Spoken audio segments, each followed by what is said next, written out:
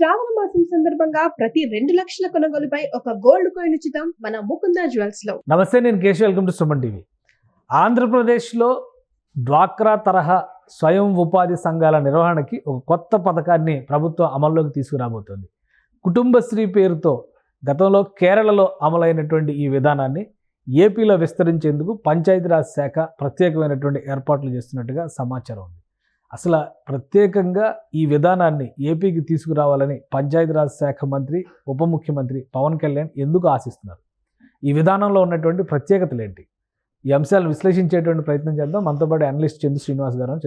నమస్కారం.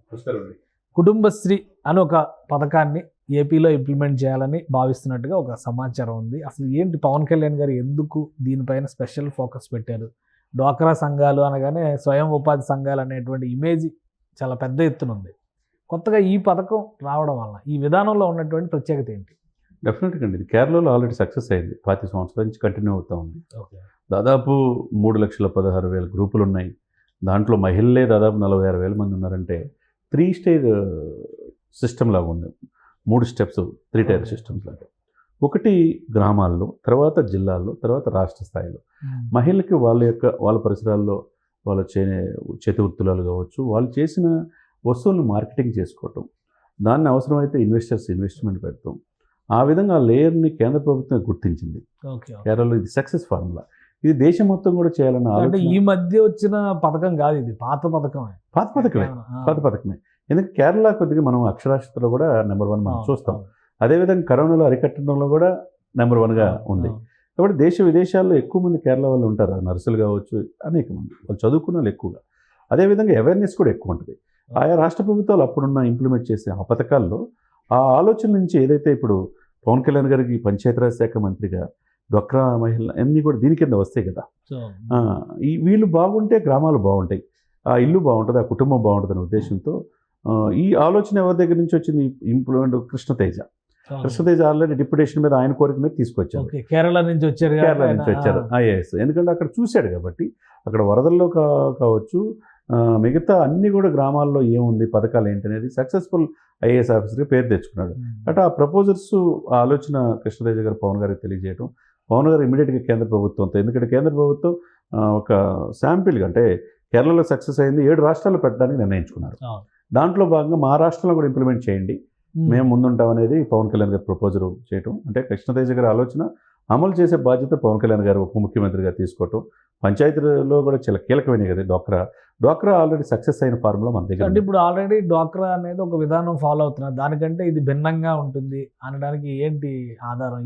ఈ మోడల్లో, ఈ కుటుంబశ్రీ అనేటువంటి పథకంలో కానీ ఆ మోడల్లో ఉన్నటువంటి ప్రత్యేకత ఏంటి? డెఫినెట్గా అండి, అంటే కుటుంబశ్రీ ఏంటంటే వాళ్ళ యొక్క ఉత్పత్తుల్ని మార్కెటింగ్ చేసుకోవడంలో దళారీ వ్యవస్థ లేకుండా సిస్టమేటిక్గా గ్రామ స్థాయి నుంచి జిల్లా స్థాయికి, జిల్లా స్థాయి నుంచి రాష్ట్ర స్థాయికి తీసుకెళ్ళి, అది అవసరమైతే రాష్ట్ర సరిహద్దులు దాటిన ఇతర రాష్ట్రాలకి, విదేశీ ఉత్పత్తులు కూడా చేసుకోవడానికి వాళ్ళకి వెసులుబాటు కల్పించే ప్రక్రియ. ఇది సక్సెస్ఫుల్ ఫార్ములా కాబట్టి అనేక జాతీయ అవార్డులు కేరళ రాష్ట్రానికి వచ్చినాయి. అంటే ఫ్రీక్వెంట్గా దాదాపు 5-6 సంవత్సరాల నుంచి కూడా కంటిన్యూగా అవార్డులు వస్తున్నాయి. అది ప్రధానమంత్రి గారి దృష్టి కూడా వచ్చిన పిమ్మట కేంద్ర ప్రభుత్వ పెద్దలు వీళ్ళందరూ కూడా నిర్ణయించుకొని ఈ పథకం దేశవ్యాప్తంగా ఇంప్లిమెంట్ చేద్దాం.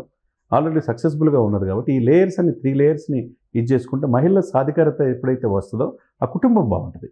కాబట్టి ఇప్పుడు ఫస్ట్ లేయర్లో 20,000 మంది మిడిల్ ఏజ్లో ఉన్నప్పుడు, హై డిస్టిక్ లెవెల్లో 1,170 ఈ గ్రూపులు ఉన్నప్పుడు, ఓవరాల్గా 3,16,000 గ్రూపులు విస్తరించింది కేరళలో. ఒక కేరళలో 46,000 మంది ఉన్నారు. ఒక 3 టైర్ సిస్టమ్ అనేది ఫామ్ అయింది. ఇప్పుడు 100% 3 టైర్ సిస్టమ్ సక్సెస్ అయింది కాబట్టి ఆల్రెడీ డ్వాక్రా మహిళల్ని మరింత దీంట్లో సరళీకరణ చేసి చిన్న మార్పులు చేసేసి ఈ కేరళ సిస్టమ్ని పాటు కనుక తీసుకెళ్ళగలిగితే మహిళల్లో ఒక స్వావలంబన ఉంటుంది, ఆ కుటుంబం బాగుంటుంది, వాళ్ళు కూడా ఆర్థికంగా వాళ్ళ కాళ్ళ మీద వాళ్ళు నిలబడగలరు అనే పాయింట్ ఆఫ్ వ్యూ ఉంటుంది. బ్యాంకు రుణాలు ఇస్తారు, ఫస్ట్ స్టెప్ ప్రభుత్వమే కల్పిస్తుంది.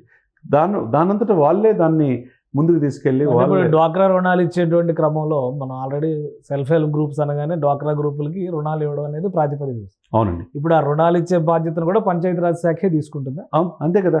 అంటే పంచాయతీలు కీలకంగా ఉండండి, పంచాయతీ పరిధిలో ఉంటాయి గ్రామాల్లో డ్వాక్రా మహిళలు కాబట్టి ఫస్ట్ స్టెప్ బ్యాంకులు రుణాలు ఇస్తారు. వాళ్ళ స్వావలంబన కోసం వాళ్ళకి ఒక సపోర్ట్ స్టార్ట్ చేసిన తర్వాత చివరికి వాళ్ళంతటా వాళ్ళే స్వయంగా ఆర్థికంగా నిలదొక్కునేలా చేస్తారు. నిలదొక్కునే చేసాయి. ఈ సిస్టమ్ అనేది చాలా మంచిగా ఆదర్శమైంది దేశానికి. కాబట్టి ముఖ్యంగా ఈ విషయంలో పవన్ కళ్యాణ్ గారిని, డిప్యూటీ సీఎం గారిని మనం అభినందించాలి.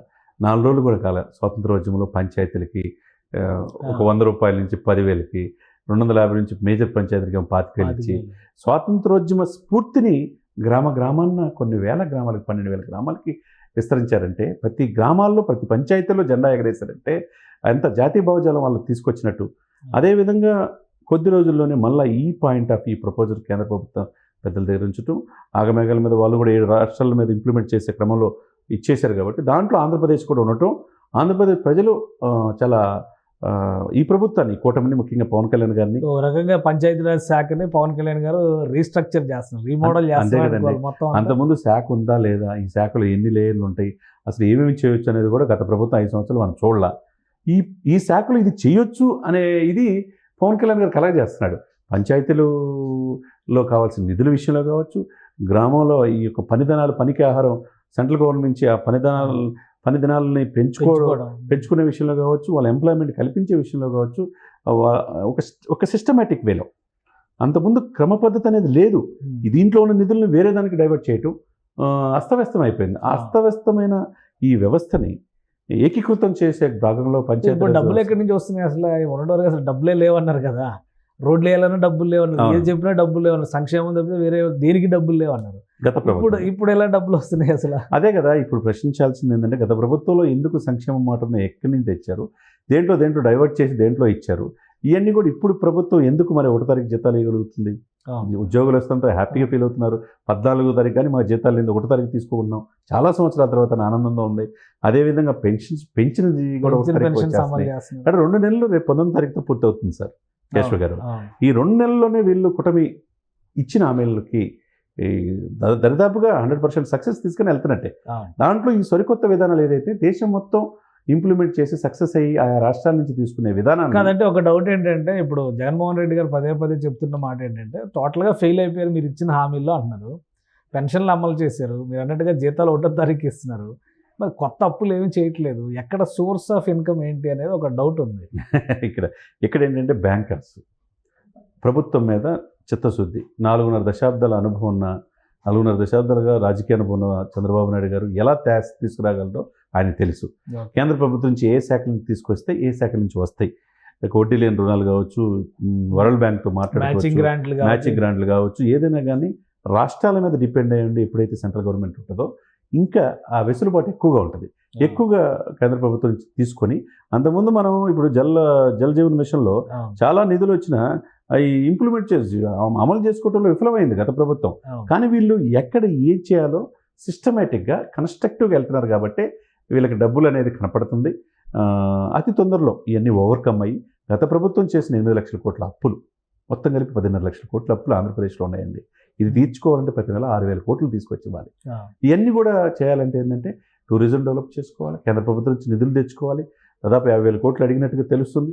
ఇప్పుడు ఆల్రెడీ ఆ పనిలో భాగంగా ఆంధ్రప్రదేశ్ అభివృద్ధి కోసం నిధుల కోసం ఆయన ఢిల్లీలోనే ఉన్నాడు కాబట్టి ఆయన డెఫినెట్గా ఇస్తారు. ఎందుకంటే ఈ ప్రభుత్వం మీద బాగుండాలని కోరుకోవాలి, ఆంధ్రప్రదేశ్ కోసం ఏమైనా చేయడానికి కేంద్ర ప్రభుత్వం ఉంది, కృతనిశ్చయంతో ఉన్నామని చెప్పి ఆల్రెడీ అమిత్ షా, మోదీ గారు చెప్తున్నారు. కాబట్టి పవన్ కళ్యాణ్ గారు, చంద్రబాబు నాయుడు గారు వీళ్ళిద్దరిని కూడా అంత ప్రాధాన్యత ఢిల్లీ లెవెల్లో ఉంది కాబట్టి నిధులు తీసుకురావడంలో ఎక్కడ భయపడాల్సిన అవసరం. అతి త్వరలో అంటే ఎప్పటిలోగా అమలు చేయొచ్చు కుటుంబశ్రీ, అంటే ఈ పావర్టీ ఇరాడికేషన్, ఒక రకంగా పేదరిక నిర్మూలన, గ్రామీణ అభివృద్ధిలో ఒక భాగంగా దీన్ని తీసుకురావాలనుకుంటున్నారు. ఎప్పటి నుంచి అమలు చేయొచ్చు? మీరు అన్నట్టు పావర్టీ ఎరాడికేషన్ అంటే దారిద్ర్య రేఖ దిగువన ఉన్న వాళ్ళకి, ముఖ్యంగా మహిళల్లో వాళ్ళ కాళ్ళ మీద నిలబడే చేయగలిగితే ఆ కుటుంబం బాగుంటుంది. ఆ కుటుంబ వ్యవస్థ బాగుంటే ఆ గ్రామం, ఆ రాష్ట్రం, ఆ జిల్లా బాగుంటుంది. కాబట్టి మీరు అన్నట్టు ఒక టైం బౌండ్ పెట్టుకొని ఇది ఇప్పటికిప్పుడు సక్సెస్ అవ్వాలంటే ఇది ఇమ్మీడియట్గా ఇది కాదు. అది కేరళ నుంచి వేరే రాష్ట్రం నుంచి మనం తీసుకుంటాం కాబట్టి ఆ రాష్ట్రాల్లో ఉన్న స్థితిగతులు, అక్కడున్న ప్రజలు, అక్కడున్న మహిళల అవేర్నెస్ వేరు. ఇక్కడ మహిళల ముందు ట్రైనింగ్ ఇవ్వాలి, వాళ్ళు అవేర్నెస్ కలగజేయాలి, తీసుకొచ్చి ఇంప్లిమెంట్ చేయాలంటే కనీసం 6 months నుంచి 1 year అవుతుంది. అయ్యేదాకా కొద్దిగా గ్రాడ్యువల్గా మార్పులు చేసుకుని, ఇప్పుడు డ్వాక్రా గ్రూప్స్ ఉన్నాయి కాబట్టి నిదానంగా వాటిని అమలు చేసుకుంటే వాళ్ళకు మోటివేషన్ ఇచ్చేసి దీనివల్ల ఉపయోగం ఏంటి? ఆల్రెడీ సక్సెస్ఫుల్ ఫార్ములా 25 years నుంచి కేరళ ఎందుకు దేశానికి ఆదర్శమైంది? అదేవిధంగా 7 రాష్ట్రాల్లో కేంద్ర ప్రభుత్వం ఇచ్చేస్తే మనకు అద్భుతమైన అవకాశం ఆంధ్రప్రదేశ్కి వచ్చింది కాబట్టి పవన్ కళ్యాణ్ గారి కోరిక మేరకు సో మొదటి విడత ఆంధ్రప్రదేశ్లోనే జరిగే అవకాశం ఉంది కాబట్టి దాన్ని సక్సెస్ఫుల్ దిశగా చేయడానికిలో అధికారులు యంత్రాంగం అంతా ఉంది కాబట్టి డెఫినెట్గా సక్సెస్ అవుతుంది. రైట్, థ్యాంక్ యూ శ్రీనివాస్ గారు. ఇది కుటుంబశ్రీ అనేటువంటి ఒక కొత్త పథకంతో పంచాయతీరాజ్ శాఖలో విప్లవాన్ని తీసుకొచ్చేందుకు ఉప ముఖ్యమంత్రి పవన్ కళ్యాణ్ ప్రయత్నాలు చేస్తున్నారు. గతంలో కేరళలో అమలు చేసినటువంటి ఈ విధానం సక్సెస్ఫుల్గా ఉందని కేంద్ర ప్రభుత్వం అభిప్రాయపడడం, అలానే ఈ విధానాన్ని అమలు చేసేందుకు అనుమతి కూడా ఇచ్చినటువంటి నేపథ్యంలో అతి త్వరలో ఆంధ్రప్రదేశ్లో ఉన్నటువంటి స్వయం సహాయక గ్రూపులన్నిటినీ కూడా ఒక 3 టైర్ సిస్టంలోకి తీసుకురావడం ద్వారా వాళ్ళలో ఎంటర్ప్రెన్యూర్ మెకానిజంని డెవలప్ చేసేలాగా రాష్ట్ర ప్రభుత్వం కసరత్తు చేసే అవకాశాలు స్పష్టంగా కనిపిస్తున్నాయని చంద్ర శ్రీనివాస్ గారు విశ్లేషిస్తున్నారు. ఇది special discussion. Keep watching. Suman టీవీలో మీ పర్సనల్ అండ్ బిజినెస్ ప్రమోషన్స్ కోసం కింది నెంబర్కి కాంటాక్ట్ చేయండి.